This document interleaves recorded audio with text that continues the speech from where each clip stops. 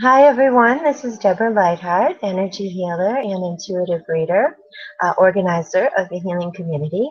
And I am here today with a wonderful healing story with my friend Katia Cooper. And she's here today to talk about some very sensitive subjects for many, many women and tell a little bit about her story. And I'm really excited to have her here today. So thank you, Katia. Thank you, Deborah. Thank you so much. I Thank really you. appreciate all the work that you do, all the networking that you do with humans, with angels, with human angels. Thank you. Well, thank you. Thank you. So, can you Hmm. first, before we get started with your story, I think the first way that I was introduced to you and your sort of vision and mission and self was through your book. And I'm wondering if you could tell us a little bit about the book that you wrote and the work that you do. Mm. Sure. Absolutely. I have my book right here. Yay! This is my book, An Elf's Journey. And it did become a number one bestseller on Amazon. So I'm Wow. so grateful for this as a tool.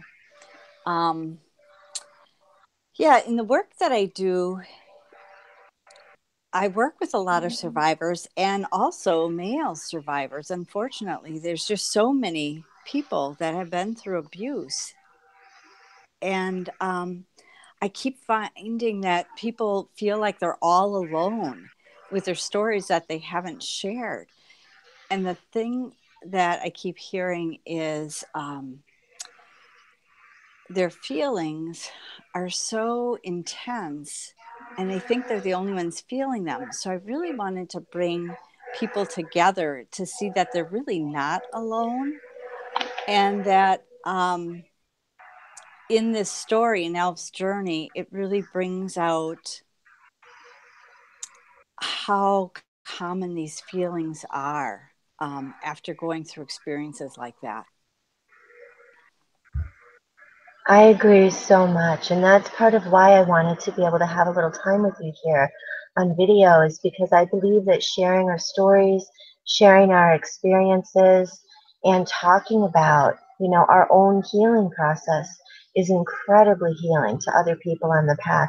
I know for myself, 20, 25 years ago, when I was beginning my, personal growth and spiritual awakening journey, for me, reading other people's stories, understanding other people's journeys, made it easier and more clear for me to navigate my own.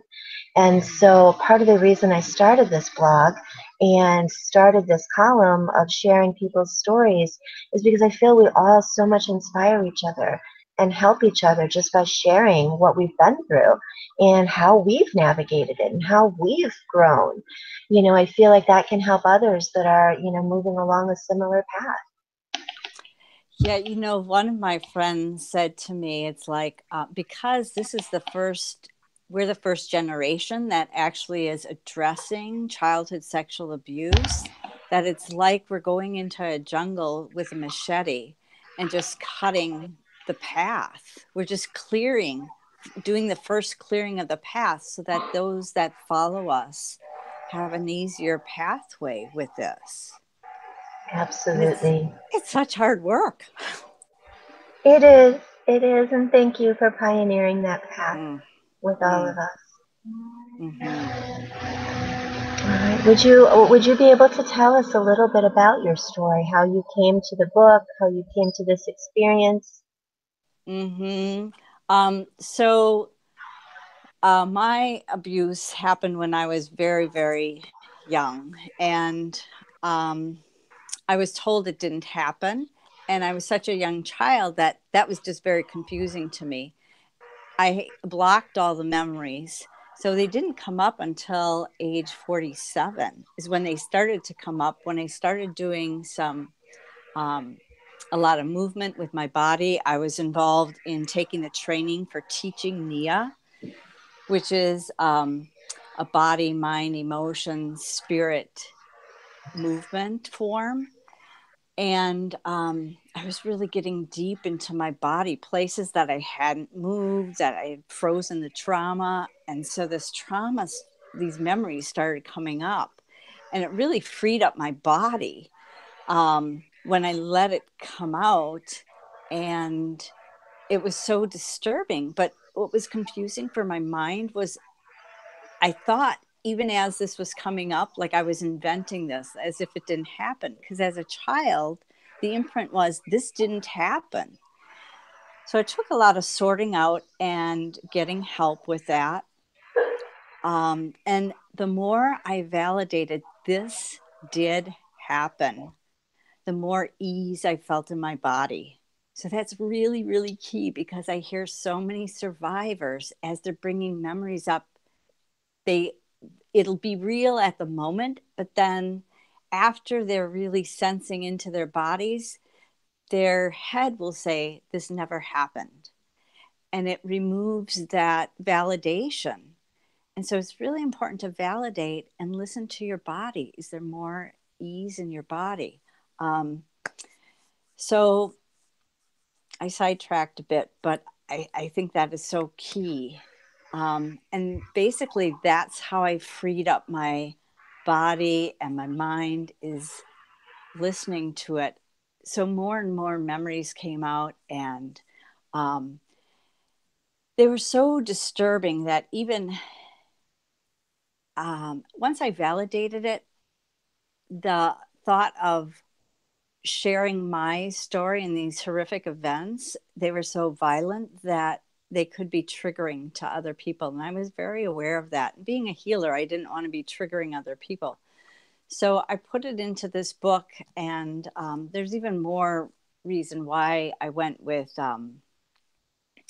fairies. Is at the time I was living in a farmhouse, and I know I was surrounded by fairies in this woods that I would enter into, and I had this experience with the fairies helping me lighten up from all this heavy stuff.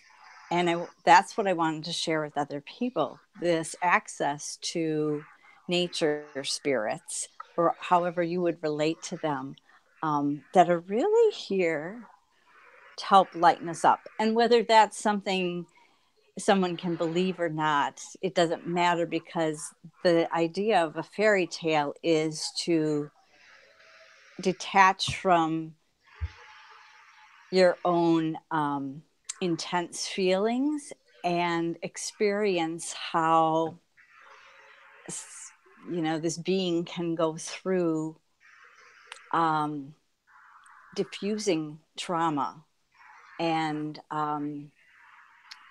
creating what else is possible.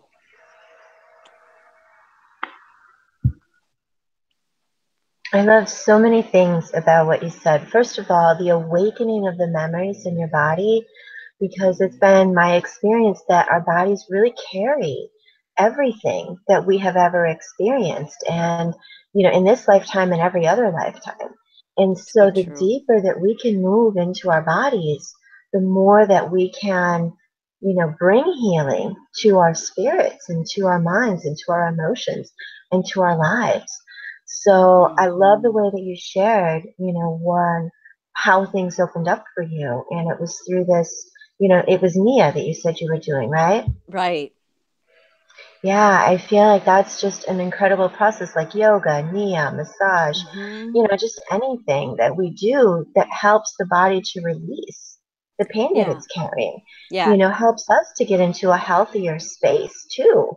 So I feel like that alone is wonderful for people to understand and know, because there's so much for me, having gone through my own abuse as a child. Like, I became very disconnected from my body, Mm-hmm. and I feel like it's just so important for us to have that awakening, even if it's painful, even if it brings memories to us, even if it brings difficulty to the surface. That's all part of the healing process. So It it's beautiful is. that you moved forward through all of that, You even with your know, questions. yeah, and what really helped me is with Nia, the intention is to move for joy. So that is actually moving out of pain, seeking pleasure. Part of that is moving out of pain when we need to. And so it's not just that we're going through pain when we can keep it in mind that we're actually moving toward more joy, more pleasure. Absolutely. Absolutely. And that's what it's all about. Mm-hmm. That's what all of our healing process is all about, is about moving through whatever those trapped energies are, bringing that healing into those spaces within us, and setting ourselves free to experience the joy and the bliss and the beauty of who we truly are. I feel like that's just what all of our journeys are about. Mm-hmm. Well said. Well, thank you so much for sharing your story with us today. It's You're been wonderful welcome, getting to Deborah. know you and your journey a little bit. And if anybody is wanting to connect with you to explore your book, or you do offer teachings as well, and you speak. Is that right? Right. And I offer sessions and healing sessions. And I've got a group on Facebook that's a closed group for Okay. people that are healing from childhood sexual abuse. So I can get you those links. That would be great. And I'll be sure to include them underneath the video. So for anybody who is interested in Katia's book, Katia's journey, or working with her, all the links will be listed in just below our video, so you can reach out to her easily.